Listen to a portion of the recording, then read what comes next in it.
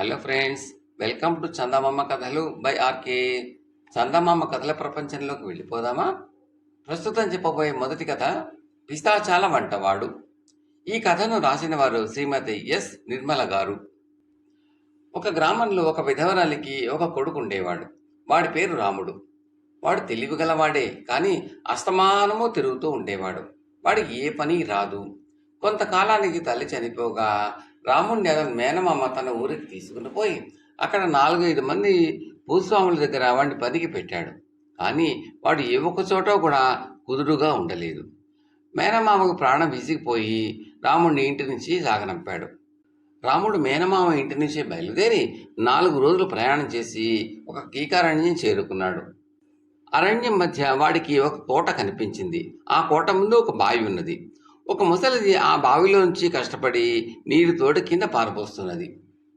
ముసలిదాని ప్రవర్తన రాముడికి అర్థం కాలేదు. వాడు ఆమెను సమీపించి, అవ్వ, ఇంత శ్రమపడి నీళ్లు తోడేదానివి ఆ నీళ్ళని కింద ఎందుకు పారపోసేస్తున్నావు? నీకు ఆయాసంగా ఉన్నట్టుంది. ఆ చేద ఇలాతే నీ తోడతాను అన్నాడు. ఇంకో 50 చేదలు తోడి పారపోస్తే గాని పిశాచాలు రావునైనా అంటూ ముసలిది చేదం రాముడికి ఇచ్చి తన గుడిసెలోకి వెళ్ళిపోయింది. రాముడికి అంత అయోమయంగా ఉన్నది. అయినా వాడు బావిలో నుంచి నీళ్లు చేరి పారబోయి సాగాడు. అలా వాడు 50 చేదలు తోడి పారబోసేసరికి 2 జలపిశాచాలు బావిలో నుంచి పైకి వచ్చి తిన్నగా కోటలోకి వెళ్ళాయి. మరికొంతసేపటికి అవి కోట నుంచి తిరిగి వచ్చి తిరిగి బావిలోకి వెళ్ళిపోయాయి. రాముడు గుడిసెలో విశ్రాంతి తీసుకుంటున్న అవ్వ వద్దకు వెళ్ళి, అవ్వ, నువ్వు నీళ్లు తోటి పారబోయటం ఏమిటి? బావిలోంచి పిశాచాలు రావడం ఏమిటి? అవి కోటలోకి వెళ్ళడం ఏమిటి? ఈ పిశాచాలు కోటలోకి వెళ్ళి ఏం చేస్తాయి?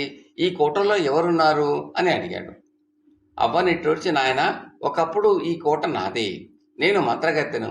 ఎక్కడి నుంచో ఒక ఒంటిగము రాక్షసుడు వచ్చి నా కోటను కాజేశాడు. నా మంత్రదండాన్ని కాజేసి తన చెవిలో దాచుకున్నాడు. ఆ దండంతో పాటే నా శక్తులన్నీ పోయాయి. ఆ దండాన్ని తిరిగి సంపాదించేటందుకు ప్రయత్నించిన నా కొడుకులిద్దరినీ ఆ రాక్షసుడు విరుచుకుని తినేశాడు. ఈ బావిలో 2 పిశాచాలున్నాయి.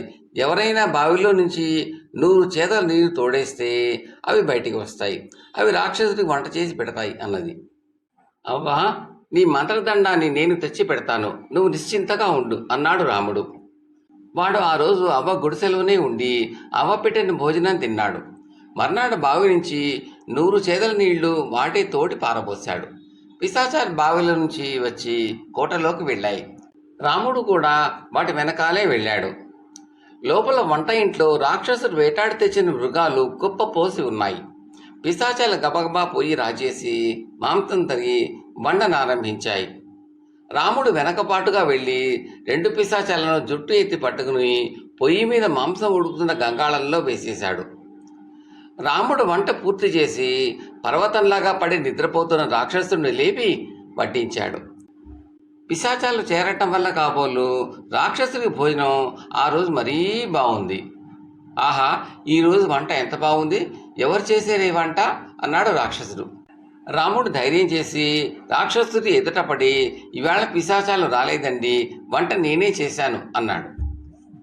రాక్షసుడు మొదటిసారిగా రాముడికేసి తల తిప్పి తేరిపాల చూసి, నువ్వెవరు అని అడిగాడు. నేను పిశాచాల వంట వండండి అన్నాడు రాముడు. బేష్, నీ వంట బాగుందిరా అబ్బి, ఇక రోజు నువ్వే వచ్చి వంట చేస్తూ ఉండు, పిశాచాలను రావద్దను అన్నాడు రాక్షసుడు. రాక్షసుడు కడుపు నిండా తిని మళ్ళీ పడుకుని కోట దద్దరిల్లేటట్టు గురక పెట్టి నిద్రపోసాగాడు. ఆ సమయం చూసి రాముడు రాక్షసుడి చెవిలో ఉన్న మంత్రదండాన్ని సంగ్రహించి తీసుకుపోయి గుడిసెలో ఉన్న అవ్వకిచ్చాడు. మంత్రదండం చేతికి రాగానే అవ్వకు 1000 ఏనుగుల బలం వచ్చినట్టయింది. ఆమె గబగబా కోట లోపలికి వెళ్ళి నిద్రపోతూ ఉన్న రాక్షసుడి మీద మంత్రదండం తిప్పుతూ ఏదో మంత్రం చదివి వాడి తల మీద దాంతో 3 సార్లు కొట్టింది. అంతే, వాడు వెంటనే భగ్గున వండి బూడిదైపోయాడు. ఆ తర్వాత మంత్రగత్తె రాముడితో, నాయన, నా కొడుకులు పోతే పోయారు, నువ్వే నా మనవడివి అనుకుంటాను. ఈ కోటలో అంతులేని ధనం ఉన్నది, దాన్ని తీసుకుపోయి సుఖంగా బతుకు అన్నది. మంత్రగత్తె చూపిన ధనమంతా మూటగట్టుకుని రాముడు మేనమామ గారి ఇంటికి వెళ్ళాడు. తన మేనల్లుడు ప్రయోజకుడైనందుకు మేనమామ సంతోషించి వాడికి తన కూతురునిచ్చి పెళ్లి చేసి తన మధ్య ఉంచుకున్నాడు. కథ సమాప్తం. తరువాతి కథ తప్పిపోయిన మోక్షం. ఇది బేతాళ కథ.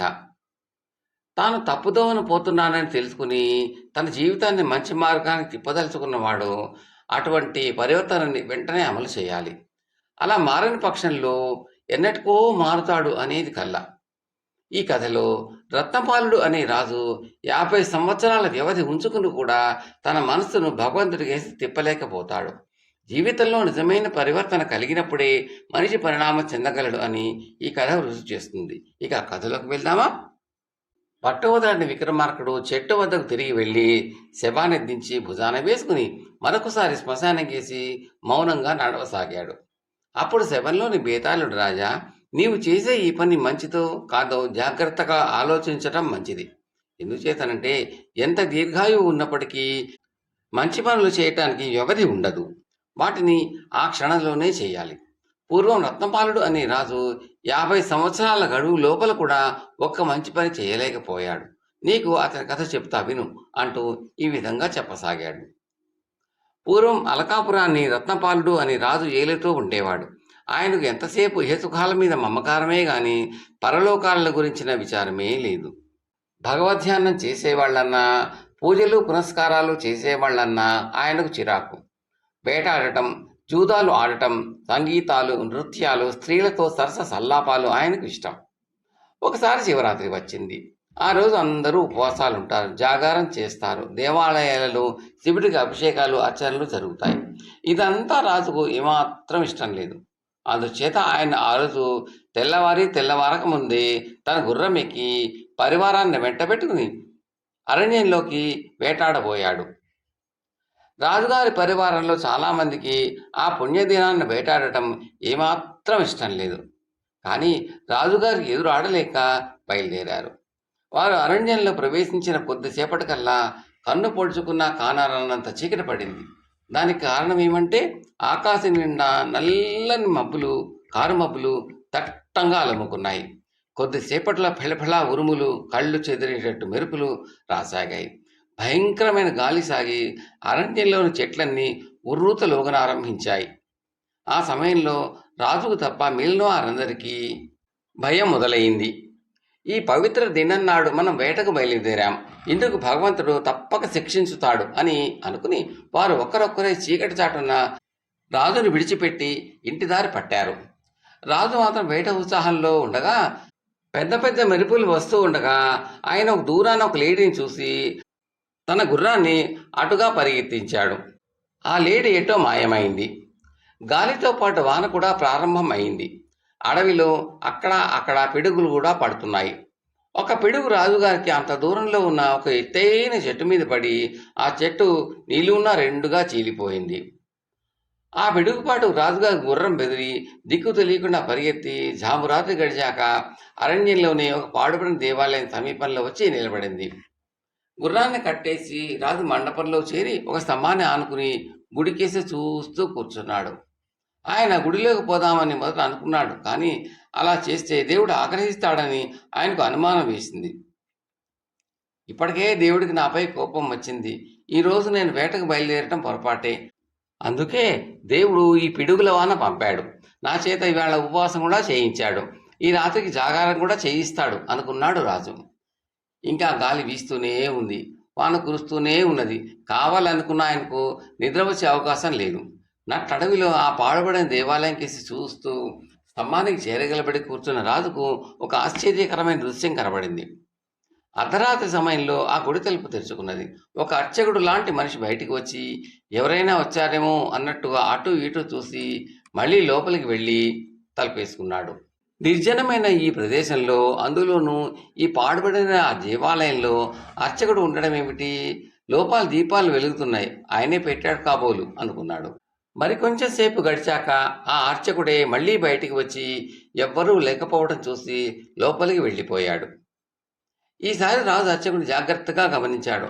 ఆ అర్చకుడు బతికి ఉన్న మనిషి కాడని, దెయ్యమని రాజుకు అనుమానం వేసింది.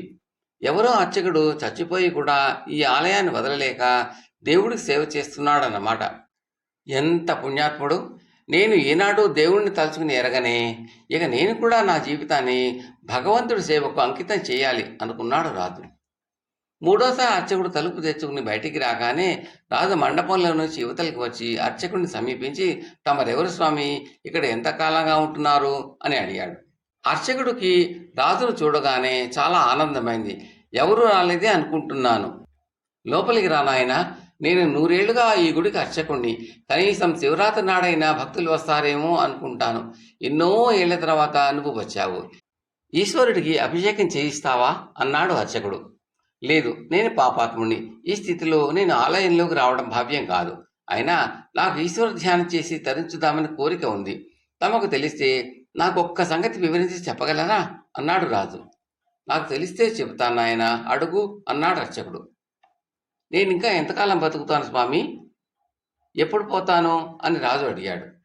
నువ్వు ఇంకా 50 ఏళ్ళు బతికి ఈ శివరాత్రి పుణ్యదినాన అర్ధరాత్రి దేహం చాలిస్తావు అన్నాడు అర్చకుడు. రాజుకు పరమానందమైంది. ఆయన అర్చకుడి వద్ద సెలవు పుచ్చుకుని మండపంలోకి వచ్చి తెల్లవారేదాకా నిద్రపోయి ఆ తర్వాత నగరానికి వెళ్ళిపోయాడు. ఇంటికి వెళ్ళిన ఆయన, నాకింకా 50 సంవత్సరాల ఆయుర్దాయం ఉన్నది. అందులో 25 ఏళ్ళు ఇలాగే అనుభవించవలసిన సుఖాలన్నీ అనుభవించి మిగిలిన 25 సంవత్సరాలు నిశ్చలంగా భగవంతుడిని ధ్యానించి తరించుతాను అనుకున్నాడు. ఇలా నిర్ణయించుకున్నాక రాజు ఎప్పటికన్నా ఎక్కువ సౌఖ్యాలను మునిగి తేలసాగాడు. 25 సంవత్సరాలు ఒక్క క్షణంలాగా గడిచిపోయాయి. ఈ సంగతి తెలియగానే రాజు ఆశ్చర్యపడి చూస్తూ ఉండగానే 25 ఏళ్ళు గడిచిపోయాయే, అయినా నాకు ఇంక ప్రపంచ సుఖాల మీద విరక్తి కలగలేదు. మిగిలిన 25 సంవత్సరాలు ఈశ్వరుని ఏకచిత్తంతో ధ్యానించడం నాకు సాధ్యం కాదు. అందుచేత మరొక 15 సంవత్సరాలు సుఖాలు అనుభవించి మిగిలిన 10 ఏళ్ళు ఈశ్వరుడిపైనే మనసు లగ్నం చేసి మోక్షం సంపాదిస్తాను అనుకున్నాడు. ఆ 15 ఏళ్ళు కూడా క్షణంలాగా గడిచిపోయాయి. రాజుకు ప్రపంచ సుఖాల మీద ఇంకా విరక్తి కలగలేదు. నిశ్చల చిత్తంతో ఈశ్వరుని 3 ఏళ్ళు ధ్యానిస్తే చాలదా అనుకున్నాడు. తర్వాత కొన్నేళ్లకి తన ఆయుర్దాయం మరి 3 ఏళ్లే ఉన్నది అని తెలియగానే ఒక్క సంవత్సరం చాలకపోతుందా అనుకున్నాడు. సంవత్సరం అయింది, 6 నెలలు అయింది, 6 నెలల్లో 3 నెలలు అయ్యాయి, 3 నెలలు కాస్త 3 రోజులు అయ్యాయి. రాజుకు ఆవేదన పుట్టింది. ఆయన మనసు ఇంకా భగవంతుడి వైపు తిరగనే లేదు. నా ఆయుర్దాయం ఇంకా 3 రోజులే ఉంది, కానీ ఈ 3 రోజులు ఏకాగ్రతతో నేను ఈశ్వర ధ్యానం చేయలేను.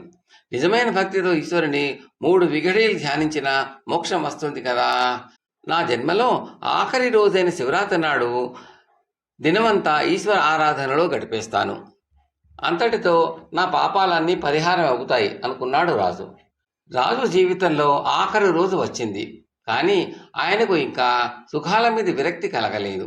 ఏమన్నా అనుభవించాలంటే నాకు ఈ జన్మకు ఈ ఒక్కరోజే మిగిలి ఉంది కాబట్టి సూర్యాస్తమయం అయ్యేదాకా నాకు ఇష్టమైన సుఖాలన్నీ అనుభవించి ఆ తర్వాత ఈశ్వర ధ్యానం ఆరంభిస్తాను అనుకున్నాడు ఆయన. ఆయన అలాగే చేశాడు. సూర్యాస్తమయం కూడా అయింది. రాజు ఆందోళనతో తన మంత్రిని పిలిపించి, మంత్రి, భగవత్ సంకీర్తన చేసేవారిని పిలిపించు. నాకు ఇక వ్యవధి లేదు. ఈ అర్ధరాత్రితో నాకు ఆయువు నిండుతుంది. ఈ 2 జాములు భగవన్నామం స్మరిస్తూ దేహం చాలించి కైలాసం చేరుకుంటాను అన్నాడు. అదే మాట మహారాజా, తామిగా 100 ఏళ్ళు జీవిస్తారు అన్నాడు మంత్రి. లేదు, నా చావు సంగతి నాకు పూర్తిగా తెలుసు, వ్యవధి లేదు. అందుచేత వ్యర్థ ప్రలాపాలు చేయక వెంటనే భజన చేసేవారిని పిలిపించు అన్నాడు రాజు. అయితే భజన వాళ్ళు వచ్చేలోగానే రాజు అకస్మాత్తుగా మూర్ఛ లాంటిది వచ్చి పడిపోయాడు. ఆ మూర్ఛతో పాటు వచ్చిన మైకం నుంచి ఆయన కోలుకోనే లేదు. సరిగ్గా అర్ధరాత్రి సమయానికి ఆయన ప్రాణాలు శరీరాన్ని విడిచిపెట్టాయి. బేతాళుడి కథ చెప్పి, రాజా, నాకొక సందేహం. రత్నపాలుడు 50 సంవత్సరాలు గడువు ఉండి కూడా తన మనసును భగవంతుడి పైన ఎందుకు లగ్నం చేయలేకపోయాడు? భగవద్ధ్యానం మీద ఇష్టం లేకనా, లేక విధి అనుకూలించకనా? దీనికి సమాధానం తెలిసి కూడా చెప్పకపోయావో నీ తల పగిలిపోతుంది అన్నాడు. దానికి విక్రమార్కుడు, రత్నపాలుడికి భగవద్ధ్యానం చేసి తన పాపాలు పరిహారం చేసుకోవాలని, మోక్షం పొందాలని కోరిక ఉన్నమాట యథార్థమే. అయితే ఆ కోరిక నెరవేరకపోవటానికి కూడా కారకుడు ఆయనే. ఎందుచేతనంటే ఆయనకి మోక్ష సుఖం మీద కోరిక ఉన్నా ఏ సుఖాల మీద కోరిక ఏమాత్రమూ తగ్గలేదు. ఈ 2 కోరికలకు తావులేదని ఆయన గ్రహించలేదు. ఏ సుఖాలు అనుభవించగా తన మనస్సుకు వాటిపై విముఖత్వం కలుగుతుందని ఆయన భ్రమపడ్డాడు. ఏ సుఖాలు అనేవి ఊబిలాంటివి. వ్యవధి ఇచ్చిన కొద్దీ అవి మనసును తమలోకే ఇంకా ఇంకా లాక్కుంటాయి. స్థిర బుద్ధితో ఒక విఘడయ భగవంతుని స్మరించినా చాలును అన్నమాట నిజమే. కానీ ఆ స్థిర చిత్తం సాధించడానికి ఎన్నో ఏళ్ళు కృషి చేయాలి. రత్నపాలుడు అలాంటి కృషి ఏమాత్రమూ చేయలేదు. అదే ఆయన చేసిన తప్పు. అందుకే 50 సంవత్సరాల వ్యవధి ఉండి కూడా ఆయనకు సరిపోకుండా పోయింది. భగవంతుడిని తలుచుకోకుండానే మరణించాడు అన్నాడు. రాజుకి ఈ విధంగా మౌనభంగం కలగగానే బేతాళుడు శవంతో సహా మాయమై తిరిగి చెట్టెక్కాడు. కథ సమాప్తం. తరువాతి కథ సమయస్ఫూర్తి. ఈ కథను రాసిన వారు శ్రీ టి గురురామ ప్రసాద్ గారు. ఒకసారి రాజు ఒకడు అరణ్యానికి వేటకి వెళ్ళాడు. ఆయన వెంట కొందరు భటులతో పాటు విదూషకుడు కూడా ఉన్నాడు. ఉదయం నుంచి మిట్ట మధ్యాహ్నం వేళ వరకు వెతికినా వాళ్ళ కంటికి ఒక్క క్రూర మృగం కూడా కనపడలేదు. చివరకు ఒక చోట చెట్ల ఆకులు తింటూ రాజుకు ఒక లేడి పిల్ల కనిపించింది. రాజు ఆత్రంగా ఆ ఇంటికి బాణం సంధించి లేడి పిల్ల కేసి వదిలాడు. అయితే బాణం గురి తప్పి లేడి పక్క నుంచి దూసుకుపోయింది. అది చూసి విదూషకుడు అద్భుతం మహారాజా అన్నాడు. రాజు కోపగించుకుని ఇలాంటి అభినందనలు అవమానంగా భావించవలసి ఉంటుంది అన్నాడు కోపంగా.